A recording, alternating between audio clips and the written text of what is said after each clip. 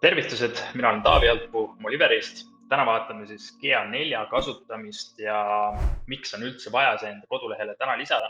Et 1. juuli 2023 lõpetab siis Google Universal Analyticsi toe pakkumise, mis tähendab seda, et pärast 1. juulit 2023 ei ole teil võimalik saada statistikat oma veebilehel toimuva kaudu või toimuva kohta, kui teil ei ole siis Google Analytics 4 oma kodulehele seadistatud või kasutusele võetud mõni teine alternatiiv, mis tähendab seda, et see vana hea kasutajaliides, mida me siin praegu ka ekraanil näeme, Universal Analytics puhul kaob ära, seda ei ole võimalik enam kasutada, siis tulebki üle minna Google Analytics 4 peale, mis tähendab seda, et teil on vaja see kõigepealt kodulehele lisada.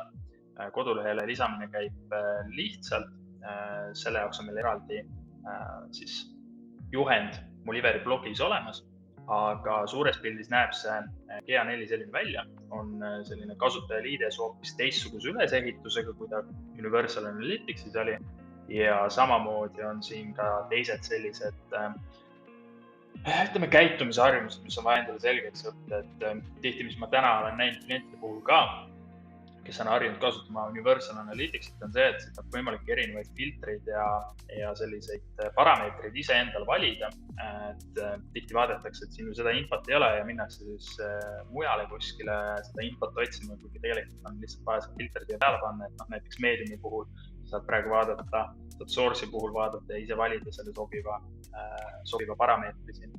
Ja see on ka see osa, mis tihti peale on natuke keeruline, et see vajab natuke sisseharjumist, seetõttu on ka mõistlik see Google Analytics 4 täna endale kodulehele juba ära lisada, et te harjuksite selle mõttega, et te peate uut tööriista kasutama. Et kui 1. juuli 2023 kohale tuleb, et siis ei ole seda peata ringi jooksmist, et ei tea, mida ja kuidas teha. Samamoodi, miks on vaja nüüd täna kohe see endale kodulehele panna, et see, et Google Analytics 3 ehk siis Universal Analytics 1. juulis 2023 kuni siis praktiliselt 1. jaanuarini 2024 näitab veel seda ajaloolist statistikat, mis te Universal Analyticsi kaudu kogutud oli veebilehe peal. Aga pärast seda infot enam ei ole. Ja see teil ei ole nagu võimalik seda ajaloolist statistikat ka tagasi vaadata. Seega teil ei ole võimalik seda Universal Analyticsi statistikat üle tuua siia Google Analytics 4, mis tähendab seda, et mida varem te statistikat kodulehel hakkate siis GA4 kaudu koguma, seda paremini te saate siis analüüsida oma eelnevaid tegevusi, saate aasta tagasi vaadata ja selle kaudu siis oma turundustegevusi ka paremini analüüsida. Kui te seda ei tee, jätate näiteks järgmise aasta, maikuusse selle, siis teil on ainult, kuu aega, 2 kuud on ainult seda statistikat, mille alusel te saate tulevikus siis analüüsima hakata. Et see ei ole väga hea aspekt äriliselt, sest ei saa enne statistikat neid otsuseid vastu võtta, mida võib-olla vaja oleks ja jätta sellise pimedasse tuppa väikese küünlavalgele jätta sinna, et selleks, et tuba ilusti valgem oleks, mitte päris valge, aga valgem, siis on mõistlik see GA4 täna ikkagi enda kodulehele lisada. See annab selliseid huvitavaid võimalusi just kasutaja liidese poole pealt ka juurde, et näetakse visuaalsemalt kogu seda infot, et te näete siin erinevad neid tooteid paremini, te näete siin paremini seda visuaalselt, kus keegi siin külastamas on, näiteks real-time'is praegu, samamoodi ka acquisition puhul, et kuidas inimesed teie kodulehele üldse jõudnud on, näete selle info paremini ära, saate siin ise filtreerida sessioonid, näiteks engaged sessions, kus siis inimesed on midagi teie kodulehel reaalselt teinud ja saate siis valida siin näiteks sessiooni siis allika kaudu ja vaadata, et kus mis toimub. Et selles suhtes valikuvõimalusi on rohkem, ühe dashboardi pool saate rohkem teha ja näha. Samamoodi on võimalik e-poe puhul, nagu siin näites ka näha siis statistikat, ehk siis kui teil on mõni töötaja või juhatuse liige, kes tahab kiirelt seda infot näha, siis Google Analytics 4 puhul siin view ligipääsme andmine võib täitsa sobilik olla, et ta saab selle kiire info kätte, näitate talle ära, dokumenteerite ära, et kus mida vaadata saab, et saab selle siit ilusti kätte. Kuigi selleks ma soovitan kasutada pigem data stuudiot, et see on muretum, et ei teki mingisuguseid võimalusi, et keegi kogemata midagi valesti vajutab. Siis suures pildis, mis muutunud on see, et GA4 on rohkem eventide põhine, ehk siis siin on statistikat eventide kohta rohkem ja kogu sessioonide nii-öelda arvestamine samamoodi on erinev, ehk ma soovitan natuke rohkem süüvida sellesse, kuidas te selle analüütika strateegia endale üles ehitate, mida te täpselt jälgite. Kadunud on näiteks põrkemäär, mis varasemalt GA3-s oli olemas, aga GA4-s seda ei ole.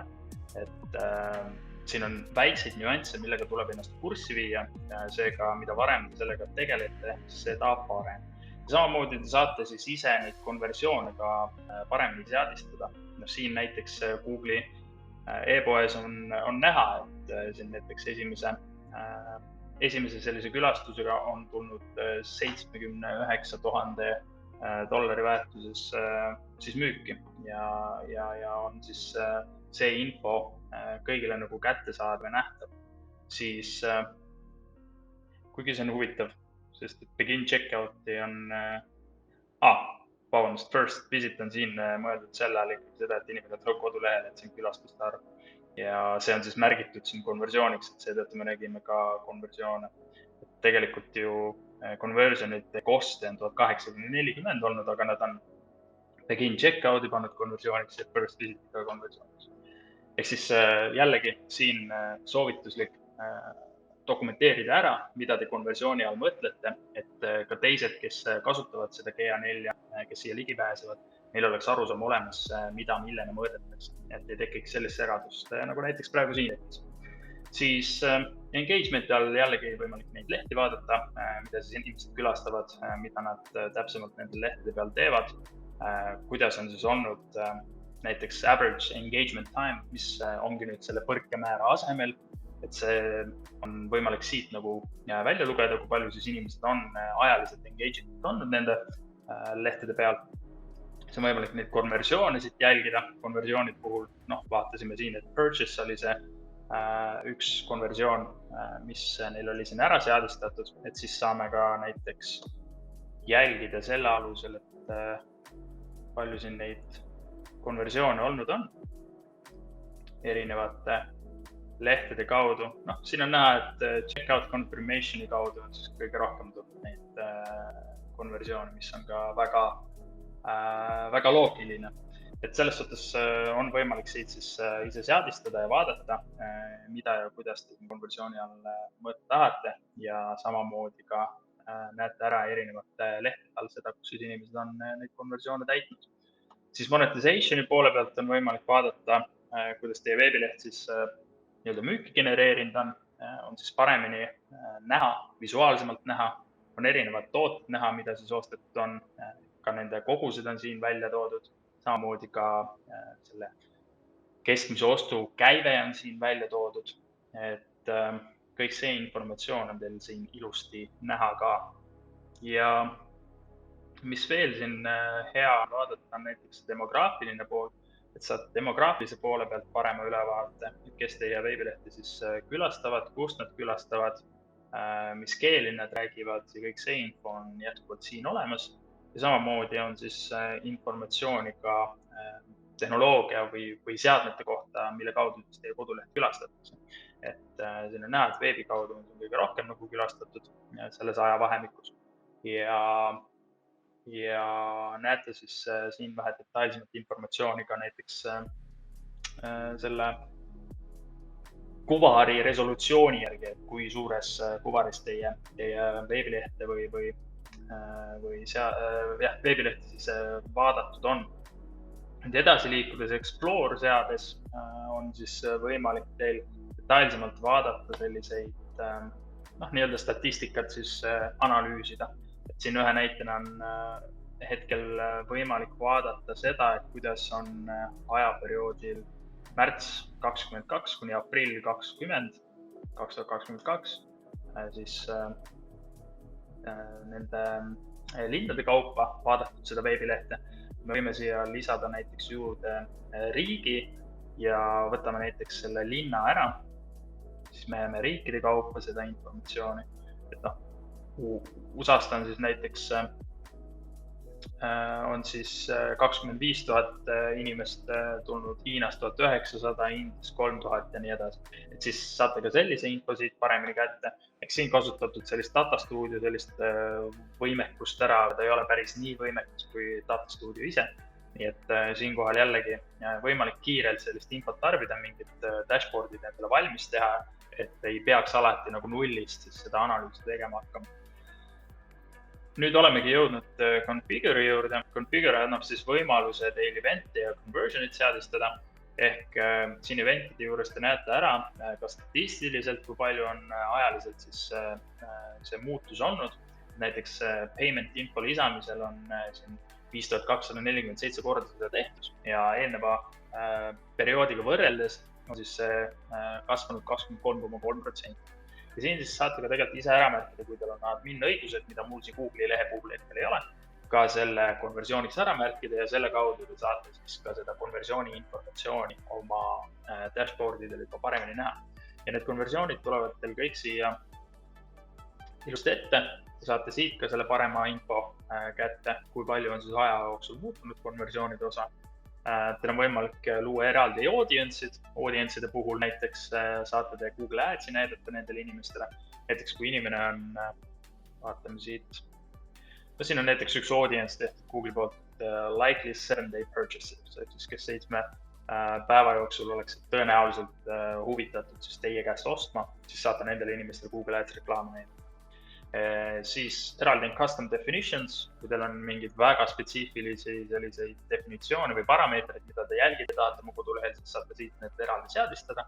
Ja samamoodi ka debug view, ehk siis siin saate kontrollida, kas teie loodud eventid kõik toimivad ja saate sellise üleüldise ülevaate, kui peaks siin mingisugune jama nagu tekkima. Selles suhtes saate testimiseks siis seda sektsiooni kasutada. Ja admin sektsioonis Google Analytics 4 saate parema ülevaate siis sellest, kuidas jagada neid ligipääse, et saate siin account access management'i alt seda kõike jagada, saate siin lisada neid inimesi ja toimetada sellega ja linkida ära siis oma Google Ads'i ja ühtlasi ka Search Console'i, mis on väga vajalik ja sobilik. Nii et suures pildis selline see Google Analytics 4 on. Soovitan sellega juba varakult toimetama hakata, sest et see aasta aega läheb väga kiirelt mööda ja kui te selle kasutusele võtmisega väga hiljaks jääte, siis lihtsalt tuleb teil suur peavalu sellest tulevikus.